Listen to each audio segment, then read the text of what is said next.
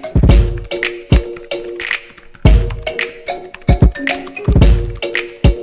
semuanya, apa kabar? Kembali lagi dengan saya Putri.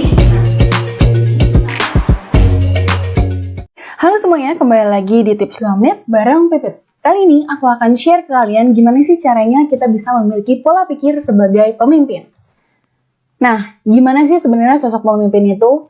Pada dasarnya, seorang pemimpin dalam sebuah bisnis khususnya memiliki peran yang sangat penting dan juga baik itu dalam mengambil keputusan atau keberhasilan bisnis. Nah, sebenarnya ciri-ciri dari sosok pemimpin itu sebenarnya apa aja sih? Dan teman-teman harus ingat ya, kalau pemimpin itu berbeda banget dengan bos. Nah, kalau pemimpin itu, dia tuh biasanya mendampingi, mengayomi, mengajak diskusi, mengambil keputusan. Sedangkan kalau bos itu, mereka akan cenderung lebih memberikan perintah, menyuruh untuk melakukan sesuatu, memutuskan keputusan, dan lain sebagainya. Jadi, berbeda sekali ya antara pemimpin dengan bos. Nah, kira-kira gimana sih caranya supaya teman-teman semua bisa memiliki kepribadian atau at least mindset seperti sosok pemimpin?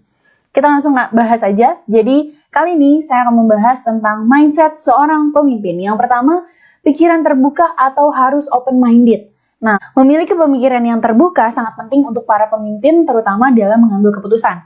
Karena kalau misalnya seorang pemimpin memiliki close-minded atau pemikiran yang tertutup gitu ya, tidak mau terbuka dengan pendapat dari orang lain, wah akan sangat sulit sekali untuk memutuskan keputusan dan untuk mengambil langkah bisnis selanjutnya. Nah, ciri-ciri yang memiliki pemikiran terbuka itu seperti apa sih? Yang pertama, tidak berprasangka atau toleran. Yang kedua, menerima masukan dari orang lain.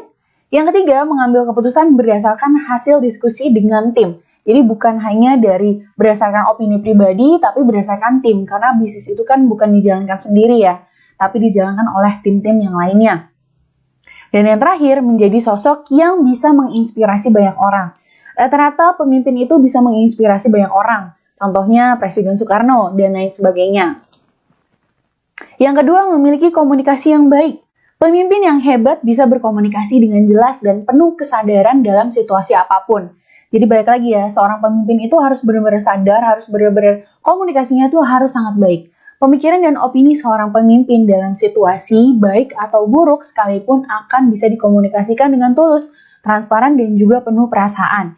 Kira-kira kalau kamu jadi pemimpin, kamu bisa nggak nih mensituasikan dalam keadaan apapun untuk mengambil keputusan? Ayo. Yang ketiga, dapat mengontrol emosi. Nah, ini ya bagian yang paling penting. Jadi memang sebagai seorang pemimpin harus bisa mengontrol emosi diri sendiri. Karena ketika emosi sudah bercampur, apalagi kita saat kerja ya, abis itu tiba-tiba misalnya kita seorang pemimpin dan ada karyawan yang gimana-gimana gitu, itu akan mempengaruhi sekali kepada kinerja kita gitu. Secara profesional, seorang pemimpin harus bisa membedakan kapan harus marah dan kapan tidak harus marah. Dan jangan pernah mencampurkan perasaan dalam bekerja ya teman-teman. Karena akan sangat mempengaruhi hasil kerja. Ya bayangin aja kalau misalnya kita lagi bekerja, abis itu kita baper-baperan dengan karyawan yang lain atau gimana, pasti hasil kerjanya atau dalam bekerja tuh nggak akan berhasil dan nggak akan sukses. Jadi pastikan teman-teman mengikuti semuanya. Semoga teman-teman bisa menjadi pemimpin yang lebih baik lagi ke depannya. Terima kasih, semoga bermanfaat tips kali ini ya. Sampai jumpa di tips selanjutnya. Dadah!